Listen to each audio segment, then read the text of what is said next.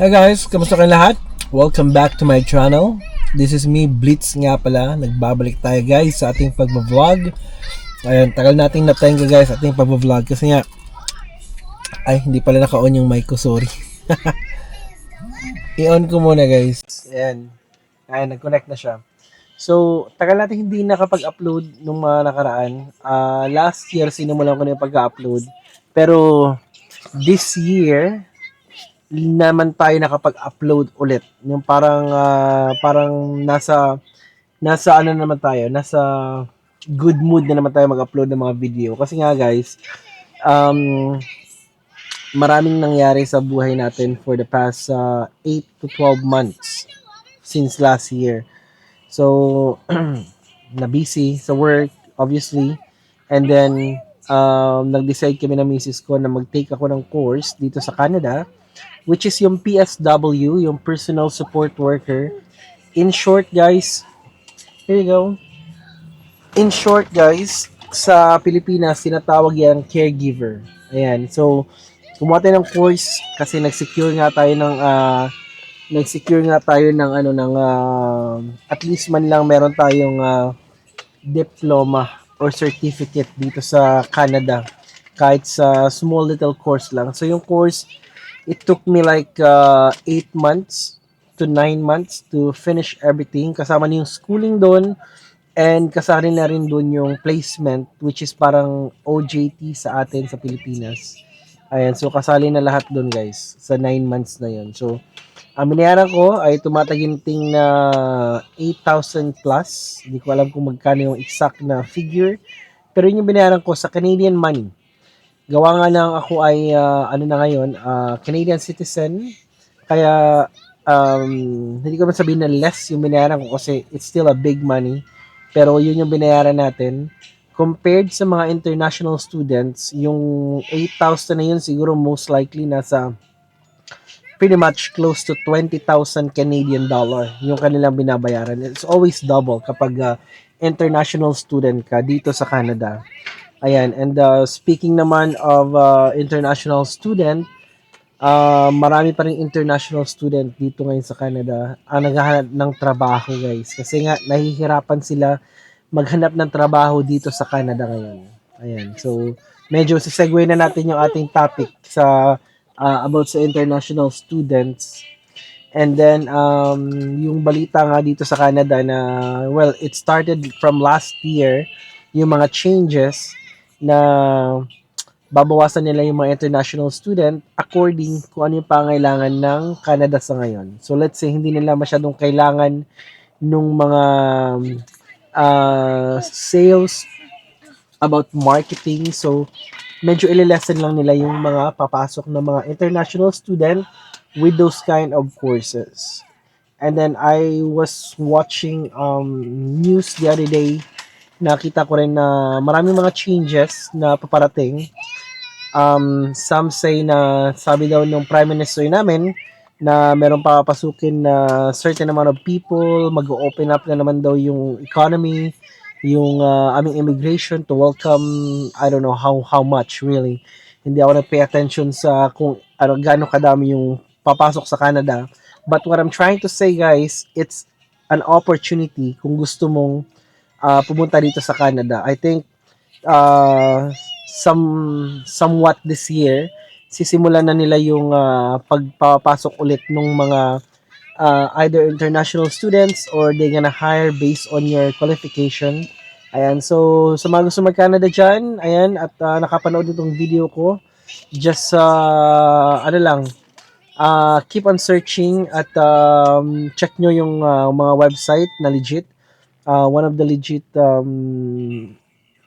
website is yung website ng Canada which is the ircc.ca. Ayan, so check na lang yan guys. Yung mga changes normally pinopost nila dyan at manood kayo ng mga news pertaining sa Canada para maging updated kayo sa mga bagong changes dito. Kasi I think mag-open up ulit yung aming immigration to welcome a lot of people again. Ayan. So, yeah. Kung gusto niyo mag-Canada, just tawag nito, don't stop sa pag-research. Yun yung pinaka-importante. And then, normally dito sa napansin ko, ako kasi nag-agency ako guys. Normally dito sa napansin ko dito sa Canada, kapag tawag nito, nag-hire sila, normally wala ka nang masyadong binabayaran. So may mga agencies sa Pilipinas na they don't ask for a placement fee. But I did that kasi nga nag-shortcut ako guys. Galing ako ng Taiwan at kailangan ko mag-invest ng pera na pambayad sa agency kasi nga otherwise there's no way na makakapunta ako dito kasi depende nga sa, like I said, depende sa qualification. So at that time, yung mga opening noong 2017 nung pumunta ako dito, hindi pasok sa kung ano man yung experience at tinapos ko sa Pilipinas. So nangailangan tayong gumamit ng agency doon sa Taiwan. At gumastos naman tayo sa halagang almost $500,000 yung nagastos ko guys. Gamit ko nun of course is yung Taiwan dollar kaya hindi masyadong masakit. Pero kapag gamit mo yung Philippine peso, syempre masakit na yun yung almost $500,000, di ba? Kasali na doon lahat guys yung mga lakad, kasali na din yung pag-process ng papeles, mga padala sa from Philippines to Taiwan, lahat-lahat nandun na sa almost 500,000 na ginastos natin. Looking back, was it worth it? Masasabi kong worth it guys. Kasi nga naging successful yung ating pagpunta rito. Ngayon Canadian citizen na tayo kaya 'di ba? Hooray. Milestone na para sa akin 'yon. For some other people it's just normal pero para sa akin malaking achievement na yun guys na makapunta ka dito and to become a Canadian citizen. And then meron na rin kami anak, dito na rin kami nag-meet ng asawa ko. At yeah, we're just binibuild na namin yung aming buhay dito sa Canada ngayon. Ayan. It's not to brag or magpasikat guys or pagiging tikalon kasi I'm Ilonggo. Pero I'm just proud of it na nakapunta ako dito. And going back again sa ating topic kanina na magbubukas na ulit yung tawag nito yung Canada. So keep in touch sa mga bagong updates sa Canada. Maraming mga nagpo-post diyan sa YouTube, especially yung in a nutshell. Ayan kay Miss Ina, marami silang mga bagong mga update. Almost every day siya nag-upload ng mga updates. So, keep an eye on it. And then, hopefully na kayo din makapunta dito sa Canada. Ang pinag-usapan lang natin kanina is kung bakit hindi ako napag-vlog and then naging malayo na yung topic natin. But anyway, it's all good. I just want to share for today. I just opened my camera at I just want to share something. And I don't have anything in my mind when I open that camera. Pero, as I keep talking, na-brought up natin yung about sa kung ba't hindi ako nakapag-upload last year and then nagsisimula na naman ako ngayon. And then, itong about sa immigration opening. So, hopefully na kahit paano guys, meron kayong nakuhang message or anything new sa akin. Diba? Tumatay asawa ko guys. What are you talking about? But, oh, is that right? I thought you were laughing at me. But anyway, it's all good. Hindi ako pro na YouTuber. I'm not a pro in front of the camera. Pero, you know what? I find it therapeutic. If you know what I'm trying to say.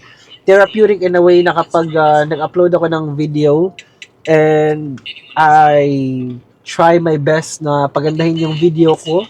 And, I'm still learning. Parang nagiging stress reliever ko siya guys kasi nga marami tayong mga pinagdaraanan whether it's big or small may pinagdaraanan tayo so I kind of find it na instead na i-invest ko yung aking time into something na hindi naman important and at the end of the day wala naman akong mapapala. I think posting on a YouTube, able to share, thinking that someday it might be, give me something na in return. Kasi syempre we invested into camera, nag-invest tayo ng mga gamit natin. And we're still learning na magsalita sa harap ng camera and to share our thoughts, So, yeah. I hope guys na may nakuha kayong message for today. Even though this will be a short video kasi nga nandito tayo sa parking lot ng isang store. But yeah, I hope you guys enjoy this video. Let me know kung may mga gusto ko yung malaman about Canada, and I will try to do my best para i-share sa inyo. So, magdadrive na tayo. I don't know where we're heading kasi tapos na kaming mamili ng mga kailangan namin for today and for the rest of the week. Yung mga small touch-up na mga nakalimutan natin na bilhin kahapon. Which is nag-grocery rin tayo kahapon sa ating video.